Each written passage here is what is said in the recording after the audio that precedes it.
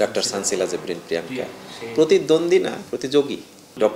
Doctor Sansila Jebrin Priyanka তিনি তো doctor, আর তিনি মানুষের জন্য এমনিতেই তো সেবায় নিয়োজিত, এবং তিনি হুট করে চিকিৎসা পেশাকে পাশে রেখে তিনি রাজনৈতিক ময়দানে এসেছেন, এটাও আমার কাছে ইতিবাচক মনে হয়েছে। মানুষ ফিল করছেন তাকে। এখন যদি তিনি এমপি হন তাহলে হয়তো তার একটা বড় ধরনের সাপোর্ট শেরপুরবাসী পাবে ইনশাআল্লাহ। সেটা হচ্ছে চাঁদাবাজি, দখলদারিত্ব, টেন্ডারবাজি এবং বিশেষ করে দুর্নীতি। আমরা একটা স্বচ্ছ প্রশাসন টার্গেট করছি। এটি যদি আমরা এনশিওর করতে পারি, চাঁদাবাজ মুক্ত করতে পারি শেরপুরকে, ব্যবসায়ীরা তাদের ব্যবসার জন্য একটা ভালো স্পেস পাবে। আমি মনে করছি যে এই সুশাসনটা যদি আমরা এনশিওর করতে পারি, তাহলে শেরপুরের শিক্ষা যদি থাকে, স্বাস্থ্য যদি থাকে, তাহলে এমনিতেই শেরপুরটা ডেভেলপ হবে ইনশাআল্লাহ। আমি কিন্তু বিগত আওয়ামী লীগ সরকারের লাস্ট আমার একটা উদ্যোগও ছিল যে আমি আওয়ামী লীগের যিনি এমপি তার সাথে দেখা করতে চাই। আমি ভাই, আপনি শেরপুর 1 থেকে বাংলাদেশ জামাত ইসলামী থেকে নির্বাচন করবেন ইনশাআল্লাহ। তো ওখানকার নির্বাচনী পরিবেশ কেমন আপনার? আলহামদুলিল্লাহ, আমরা তো এখন মানুষের কাছে যাচ্ছি, বা বলা যায় যে প্রত্যেকটি গ্রাম, মহল্লা, ভোট কেন্দ্রের আশপাশ সকল জায়গায় আমরা যাচ্ছি, এবং একই সাথে বিভিন্ন স্টেক যারা আছে সমাজের, যেমন ধরুন যে শিক্ষক, ব্যবসায়ী বা এরকম বিভিন্ন শ্রেণী পেশার লোক যারা আছেন, তাদের সাথে মিশছি, কথা বলছি, এবং আমরা কি করতে চাই এই বিষয়গুলো নিয়ে তাদের সাথে মত বিনিময় করছি। আলহামদুলিল্লাহ, সবাই উইলিংলি আমাদেরকে অ্যাকসেপ্ট করছেন এবং আমাদের ব্যাপারে তারা পজিটিভ। নারী ভোটারদের কেমন সাড়া পাচ্ছে? হ্যাঁ, একই সাথেও আমরা কিন্তু নারীদের সাথেও বসছি, আবার অমুসলিমদের সাথেও বসছি, অর্থাৎ বিভিন্ন কমিউনিটি, বিভিন্ন ধরনের লোক, বিভিন্ন বর্ণের লোক, সবার সাথেই আমরা বসছি, এবং সবাই আমাদেরকে এবার ব্যাপকভাবে এগিয়ে দিচ্ছেন বা সারা আছে আর কি, আলহামদুলিল্লাহ। সবশেষ জয় ব্যাপারে কতটুকু আশাবাদী? আমরা আশাবাদী। এই আসনটা তো আসলে আমরা দীর্ঘদিন ধরেই আবাদ করছি, আমরা দীর্ঘদিন কাজ করছি এখানে। শহীদ কামারুজ্জামান, যিনি জামাত ইসলামের অ্যাসিস্ট্যান্ট সেক্রেটারি জেনারেল ছিলেন, তিনি এই আসনে দাঁড়িপাল্লার ব্যানারে দীর্ঘদিন নির্বাচন করেছেন। বলা যায় যে তার এই কাজের যে ধারাবাহিকতা জামাত ইসলামী এখনো পর্যন্ত রক্ষা করে আসছে, এটার একটা রেজাল্ট আমরা এবার পাবো ইনশাআল্লাহ। আচ্ছা, আরেকটা বিষয় হলো যে আপনার যে প্রতিদ্বন্দ্বী প্রার্থী ডাক্তার সানসিলা জেবরিন প্রিয়াঙ্কা প্রতিদ্বন্দ্বী না, প্রতিযোগী। সে সর্বকনিষ্ঠ বিএনপির প্রার্থী। আপনার বয়সও তার থেকে খুব বেশি যে বড় বা আপনি তার থেকে তাও না, হয়তো 3-4 বছরের বড় হবে। আপনাদের এই দুই দলের দুই প্রার্থীর মধ্যে সহমর্মিতা, মানে সৌন্দর্য, সৌহার্দ্য কেমন? আলহামদুলিল্লাহ, এখন পর্যন্ত তো আমরা পরস্পর উভয়ই মানুষের কাছে যাচ্ছি, আসছি, ঘোরাফেরা করছি, কথা বলছি। আমরা একসাথেও বিভিন্ন প্রোগ্রামে অংশগ্রহণ করেছি, বিভিন্ন চ্যানেলের বিভিন্ন আয়োজনে অংশগ্রহণ করেছি। আমাদের মধ্যে সৌহার্দ্য সম্প্রীতি আছে, বা বলা যায় যে শেরপুরে এই রাজনৈতিক সহাবস্থান পরিবেশ যেটা আর কি, বিগত দিনে তো একটা গ্যাপ ছিল, এখন এটা বড় ধরনের পরিবর্তন হয়েছে।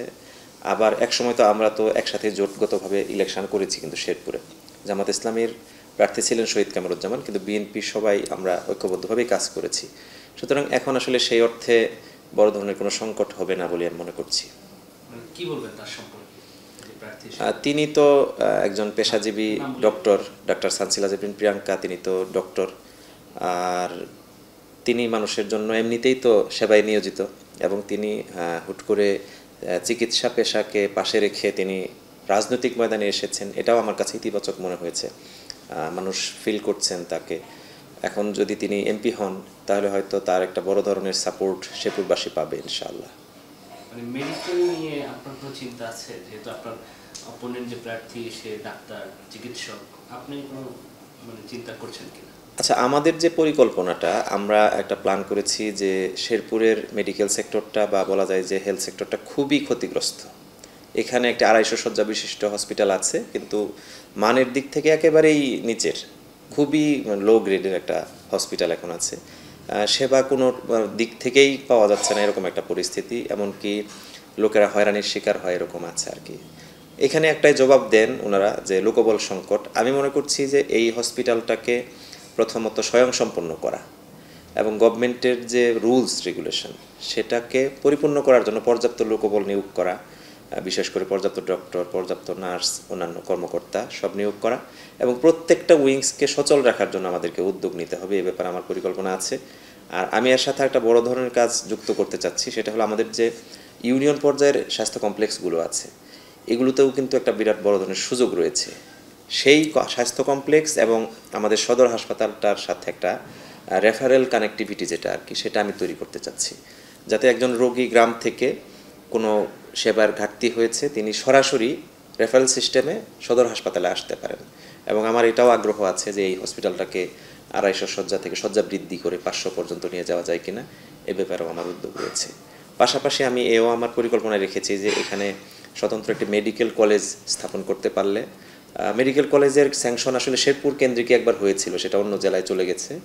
এখন আমরা শেরপুরে আলাদা করে মেডিকেল কলেজ করা যায় কিনা এই ব্যাপারটা নিয়ে আমাদের যারা সিনিয়র সিটিজেন আছেন, শিক্ষিতরা যারা আছেন, ডক্টর যারা আছেন, তাদের সাথে আলাপ করছি আমরা, মতামত নিয়ে আমরা একটা ফাইনাল ডিসিশনের দিকে যাব ইনশাআল্লাহ, আমাদের পরিকল্পনায় সন্নিবেশিত করার জন্য। শেরপুরে কি কি সংকট রয়েছে বা কোন কোন জায়গায় ঘাটতি রয়েছে যেগুলোতে শেরপুরে আসলে সংকট, সবই সংকট। আপনি যেমনটা বললেন যে স্বাস্থ্যসেবা এটা একটা বড় ধরনের সংকট, তার চেয়েও বড় সংকট হচ্ছে শিক্ষার সংকট। আপনি হয়তো জানেন যে এখানে লিটারেসি রেট মাত্র 36% লিটারেসি রেট। এটা একটা বড় ধরনের সংকট, বা আমি বলবো যে এই শিক্ষার সংকটটাই সব জায়গায় পড়েছে। আমাদের এখানে একটা ভালো কলেজ নেই, সরকারি কলেজ আছে, সেটার পর্যাপ্ত অবকাঠামো নাই। কলেজের অধ্যক্ষ তিনি আশঙ্কা করছেন যে যে অবকাঠামো আছে সেখানে বিল্ডিং এত পুরনো যে কোনো সময় ধসে পড়তে পারে, এরকম সংকটও আছে। সেই জায়গা থেকে আমরা এই কলেজটাকে স্বয়ংসম্পূর্ণ করতে চাচ্ছি এবং এখানকার প্রত্যেকটা ডিপার্টমেন্ট যেগুলো নাই সেগুলো আনতে চাচ্ছি এবং যা আছে সেগুলো মাস্টার্স সহ নিশ্চিত করতে চাচ্ছি। এখনও কিন্তু সবগুলো ডিপার্টমেন্টে মাস্টার্স নেই। একইভাবে মহিলা কলেজ আছে, সেটাকে আধুনিকায়ন করতে চাচ্ছি এবং স্বয়ংসম্পূর্ণ করতে চাচ্ছি। পাশাপাশি আমাদের একটা বড় পরিকল্পনা আছে যে একটি পূর্ণাঙ্গ বিশ্ববিদ্যালয় আমরা এখানে স্থাপন করতে চাই। আবার আমাদের যে ইউনিয়ন পর্যায়ে বা সকল পর্যায়ে স্কুলগুলো আছে, হাই স্কুলগুলো, মাদ্রাসাগুলো, সেগুলোর আধুনিকায়ন জরুরি। অনেক জায়গায় এরকম আছে যে সেখানে সায়েন্স আছে কিন্তু ল্যাব নাই, ল্যাব ফেসিলিটি নাই। আইসিটি সেন্টারের জন্য অনুমোদন আছে, উপকরণ সহ সব আছে, কিন্তু এটা ভবনের অভাবে এখানে তারা ব্যবহার করতে পারছে না। ছাত্র ছাত্রীদের কালচারাল ডেভেলপমেন্ট সহ মেন্টাল ডেভেলপমেন্টের জন্য মাঝে মধ্যে প্রোগ্রামাদি করা দরকার, কিন্তু অডিটোরিয়াম নাই, ভালো খেলার মাঠ নাই। অর্থাৎ স্কুলগুলো, মাদ্রাসাগুলোর অধিকাংশই জরাজীর্ণ এবং খুবই অনুপযোগী বলা যায় আর কি। অনেক প্রাচীন সিস্টেমে তারা চলছেন এখনও। এই জায়গা থেকে আমরা ওভারঅল ডেভেলপ করতে চাই এবং আমরা এই জন্য ফ্ল্যাগশিপ প্রোগ্রামও নিয়েছি। আমরা বলেছি যে আমরা শিক্ষা সাক্ষরতার হার 100% নিয়ে যেতে চাই, এরকম প্রোগ্রাম করেছি। এটা আমি বলেছি কিন্তু যে সাক্ষরতার হার কম, শিক্ষার হার কমের সব কিছুর উপর প্রভাব পড়েছে। যেমন আমাদের শেরপুরটা কিন্তু দরিদ্রতম একটা জেলা এবং আমাদের শেরপুর সদরটা সেটার ক্ষেত্রে গুরুত্বপূর্ণ অন্যতম আর কি। এবং আমাদের শ্রমিক আছে কিন্তু দক্ষ শ্রমিক নাই। আর একটা বড় দিক ছিল আমাদের ব্যবসায়িক সেক্টরে রাইস মিল, এটা একটা বড় ধরনের শিল্প ছিল ব্যবসার পাশাপাশি। এই জায়গাটা আস্তে আস্তে ধ্বংস হয়ে গেছে, এখান থেকে রিভাইভ করার জন্য কেউ কখনো উদ্যোগ নেয়নি। আমরা মনে করছি তাদের প্রণোদনা দিয়ে কীভাবে আগানো যায়, এক্ষেত্রে আমাদের একটা বড় পরিকল্পনা রয়েছে। এবং আমাদের এখানে সবচেয়ে বড় সংকটটাই আমি বলি নাই, সেটা হচ্ছে চাঁদাবাজি, দখলদারিত্ব, টেন্ডারবাজি এবং বিশেষ করে দুর্নীতি। আমরা একটা স্বচ্ছ প্রশাসন টার্গেট করছি। এটি যদি আমরা এনশিওর করতে পারি, চাঁদাবাজ মুক্ত করতে পারি শেরপুরকে, ব্যবসায়ীরা তাদের ব্যবসার জন্য একটা ভালো স্পেস পাবে। আমি মনে করছি যে এই সুশাসনটা যদি আমরা এনশিওর করতে পারি, তাহলে শেরপুরের শিক্ষা যদি থাকে, স্বাস্থ্য যদি থাকে, তাহলে এমনিতেই শেরপুরটা ডেভেলপ হবে ইনশাআল্লাহ। এটা করতে হলে রাজনৈতিক সহাবস্থান দরকার। রাজনৈতিক সহাবস্থানের জন্য আমরা অলরেডি আমাদের প্রতিযোগী প্রার্থী ডক্টর সানসিলা জেবরিন প্রিয়াঙ্কা, তিনিও বলেছেন যে যে কেউ নির্বাচিত হোক, আমরা সবাই মিলে কাজ করতে চাই। আমি ব্যক্তিগতভাবেও সেটার ব্যাপারে আশাবাদী। এরকম আমি যদি ফেলও করি অথবা আমি পাশ করি, আমি আমার সবাইকে নিয়ে কাজ করার ক্ষেত্রে আমার স্পেস খোলা থাকবে, দরজা খোলা থাকবে। আবার আমাকে যে কোনো সময় যে কেউ পাবে।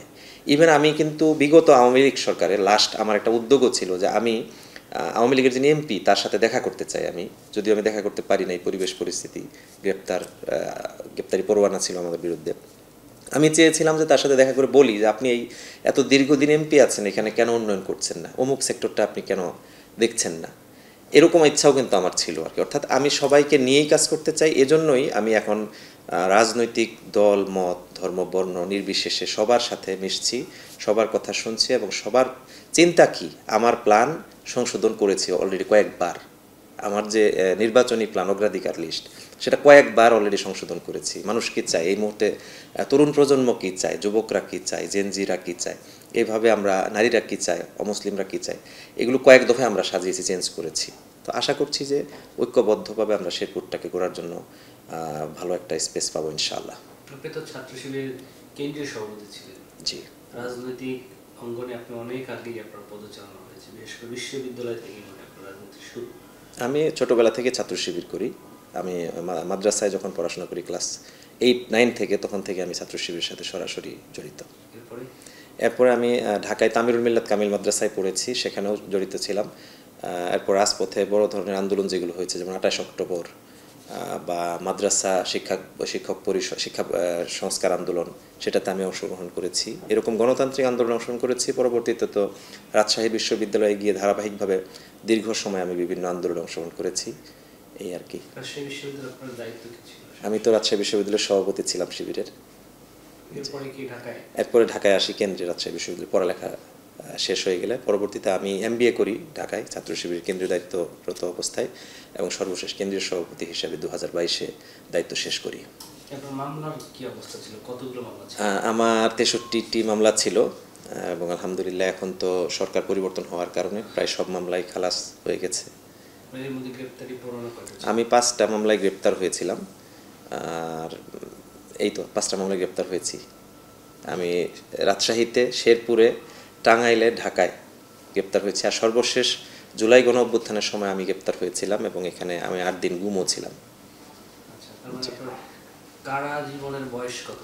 কারা জীবনের বয়স প্রায় বছর খানেকের কাছাকাছি। জি জি জি। 5বার তো আপনার কারা? জি জি। কয়টা মামলা আপনার 5বার কারা? 5বারে মামলা দিয়েছে আমাদেরকে 7টা, আর আলাদা করে মামলা দিয়েছিল যেগুলো গ্রেপ্তার করেনি, গ্রেপ্তারি পরোয়ানা ছিল। আমি রাজশাহীতে গ্রেপ্তার হই, এটা হলো যে ফারুক হত্যাকাণ্ডের ঘটনার প্রেক্ষিতে যে মামলাগুলো হয়েছিল, সেই সময়কার একটা মামলায় গ্রেপ্তার হয়েছিলাম। এরপরে আমি শেরপুরে একটা A+ সংবর্ধনা ছিল। রাজশাহীতে আন্দোলন চলা অবস্থায় বা শিবির করার, জি, রাজশাহীতে আন্দোলন চলা অবস্থায়, আচ্ছা এটাও না বলি। আচ্ছা, রাজশাহী বিশ্ববিদ্যালয়ে দায়িত্বরত অবস্থায় আমি ছাত্রলীগ যুবলীগ দ্বারা নির্যাতনের শিকার হই এবং গ্রেপ্তার হই। পুলিশের গ্রেপ্তার করে আমাকে, এবং সেই সময় একটি হত্যা চেষ্টা মামলায় আমাকে ঢোকানো হয়, যদিও পরবর্তীতে সেটাতে আমি খালাস পেয়ে গেছি। এরপরে আমি গ্রেপ্তার হয়েছি টাঙ্গাইলে। এটা হলো মার্চ ফর ডেমোক্রেসি একটা প্রোগ্রাম ছিল ঢাকাতে, সেই প্রোগ্রামে যাওয়ার পথে টাঙ্গাইল থেকে ট্রেনে করে আমরা যাচ্ছিলাম, সবাইকে একসাথে গ্রেপ্তার করে, সেই সময় গ্রেপ্তার হয়েছিলাম। এরপরে শেরপুরে আমি একটা A+ সংবর্ধনায় অংশগ্রহণ করেছিলাম, সেখান থেকে আমাকে ডিবি পুলিশ গ্রেপ্তার করে, সেখানে একটা সন্ত্রাস বিরোধী আইনে মামলা দেয়। আর ঢাকাতে আমি বাড্ডাতে এক পারিবারিক একটা ইফতার আয়োজনে গিয়েছিলাম, সেখান থেকে আমাকে গ্রেপ্তার করেন। আর সর্বশেষ আমি 2024 সালের যে জুলাই গণ অভ্যুত্থান, সেই সময় গ্রেপ্তার হই। আমাকে কাউন্টার টেরোরিজম ইউনিট, যেটা CTTC, তারা আমাকে গ্রেপ্তার করে এবং 8 দিন গুম রাখে। পরবর্তীতে 6 আগস্ট গণ অভ্যুত্থানের পরের দিন আমি বের হই।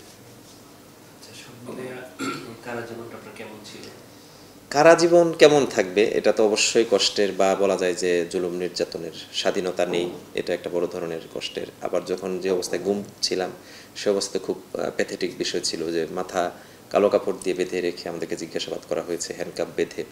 এগুলো তো খুবই কষ্টের ছিল, অমানবিক ছিল। তবে এমনি কারা জীবন আমাদের কখনোই, আমরা যারা ইসলামী ছাত্র শিবির করেছি বা জামাত ইসলামী করি, তাদের জন্য কখনোই কারা জীবন খারাপ কাটেনি। আমরা তাসবিহ তাহলিল, পড়াশোনা, এসবের মধ্যেই কাটাই, এরকম হয়েছে।